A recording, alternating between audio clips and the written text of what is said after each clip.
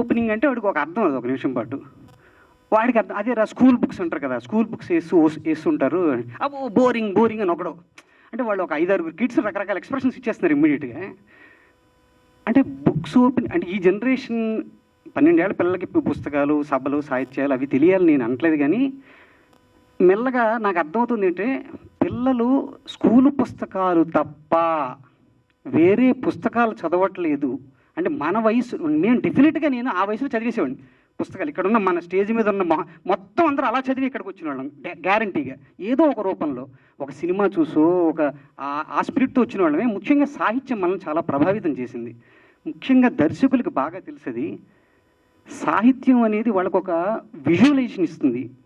ఒక రాజు గుర్రం మీద టక టక టక టక వెళ్తున్నాడు, అతను వెళ్తుంటే కొంతమంది అనుచరులు అతను దూరం నుంచి గమనిస్తున్నారు, ఏదో అలా అలా చెబుతుంటే మనం ఒక చిన్నప్పుడు అలా చదువుతున్నప్పుడు ఒక ఇమాజినేషన్ వరల్డ్లోకి వెళ్ళేవాళ్ళం. మనకు ఒక కనెక్ట్ ఉండేది, మనకి ప్రత్యేకించి మనకు మాత్రమే కనపడే ఒక లోకం కనపడేది అప్పట్లో. ఇప్పుడు డైరెక్ట్గా ఎప్పుడైతే దృశ్యం కేవలం పిల్లలు టీవీకి వాటెవర్ మొబైల్కి కనెక్ట్ అయిపోయారో వాళ్ళకి నాకు ఎక్కడో ఆ ప్రత్యేకమైన వరల్డ్ అనేది తగ్గిపోయిందేమో అని నాకు పర్సనల్గా అనిపిస్తుంది. అంటే పుస్తకాల యొక్క ఇది అంతలా తగ్గిపోతూ వస్తున్న ఈ సమయంలో నిజంగా చెప్పాలంటే ఒకప్పుడు కృష్ణదేవరాయలు గారిని సాహితీ సార్వభౌమని ఎలా అనేవారు, ఇప్పుడు పుస్తకాలు వేస్తున్న ప్రతి ఒక్కరిని, ముఖ్యంగా ఈ సంపాదకులు వీళ్ళని ఖచ్చితంగా సార్వభౌమరాయలు కృష్ణదేవరాయల స్థితి వీళ్ళది ఖచ్చితంగా కలగాలని కోరుకుంటున్నాను నేను.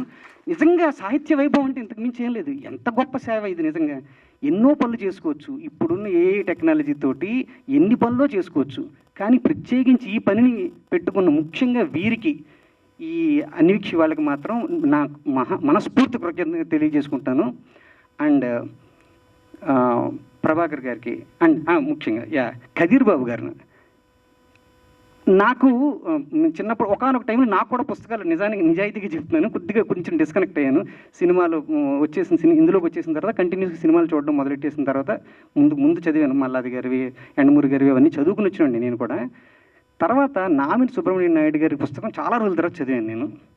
తర్వాత నాకు కదీర్ బాబు గారు నాకు ఒక వ్యసనం అయిపోయాడు. ఆయన ప్రతి సంవత్సరం వర్షాలు పడే సమయంలో ఆయన పోలేరమ్మ బండలో 2-3 కథలు చదివితే కానీ నాకు అసలు ఆ వర్షాకాలం గడవదు.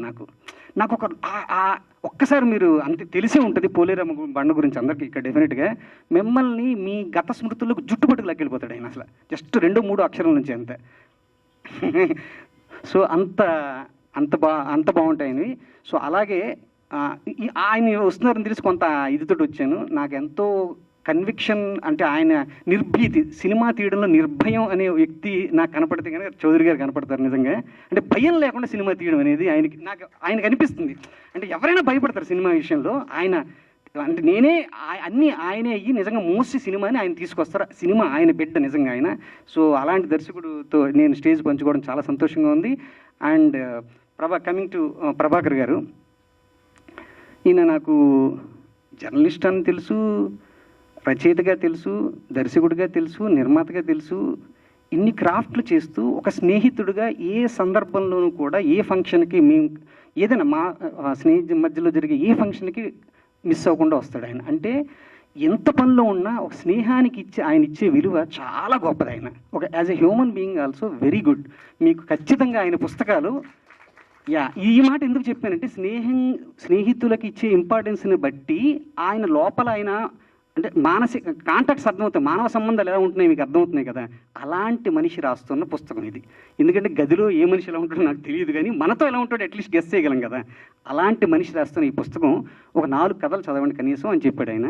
నేను నిజంగా 4 కథలే చదివాను, నాకు చాలా బాగా నచ్చాయి. మీరు కూడా నచ్చి ఆ సర్ప్రైజ్ని, ఆనందాన్ని ఖచ్చితంగా పొందాలని ఐ రిక్వెస్ట్ ఎవ్రీబడి. మళ్ళీ భాష వచ్చేసింది సరే. మిమ్మల్ని అందరినీ కోరుకుంటుంది ఏంటంటే ఖచ్చితంగా పుస్తకం చదవండి. ఈ పుస్తకం అనే కాదు, ఏదో ఒక పుస్తకం నెక్స్ట్ జనరేషన్ కిడ్స్కి, మీ పిల్లలకి ఒక్క రోజుకు వద్దులండి, ఒక పని చేద్దాం, వారానికో నెలకో 1 స్టోరీ డే అని పెట్టుకోండి. నా రిక్వెస్ట్ ఇది, మీరు ఎవరు పాటించొద్దు. నా కోరిక ఏంటంటే మన పిల్లలు మనమే కదా, మన నెక్స్ట్ జనరేషన్ని వారానికి 1 డే, 1.5 డే, లేకపోతే ఒక సండే సరదాగా నేను చిన్నప్పుడు చదువుకున్న కథలు చెప్తాను రా, లేకపోతే నువ్వు ఏదైనా కథ చదివి నాకు చెప్పరా అని మన పిల్లలతోటి ఇంటరాక్ట్ అయ్యేలాగా ఉంటే బాగుంటుందేమో అని నాకు అనిపించింది. నేను అలా ప్రాక్టీస్ చేస్తున్నాను రీసెంట్గానే.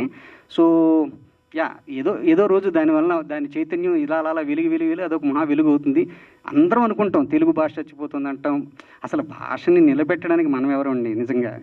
అది అది అంటే మనలో చైతన్యమే లేకపోతే అది ఆటోమేటిక్గా అది కూడా అలా అంతరిసిపోతుంది. సో మనం ఆ స్పిరిట్ తోటి ఉండాలి. సో ఉండండి. అండ్ ఇలాంటి పుస్తక ఆవిష్కరణలు చాలా చాలా జరగాలి. ఇవి కదీర్ బాబు గారి దగ్గర నేను వింటూ ఉంటాను. ఫేస్బుక్లోను వాటిలోను అప్పుడప్పుడు ఇలా పుస్తకావిష్కరణ సభకి వెళ్ళాను అనేవాడు.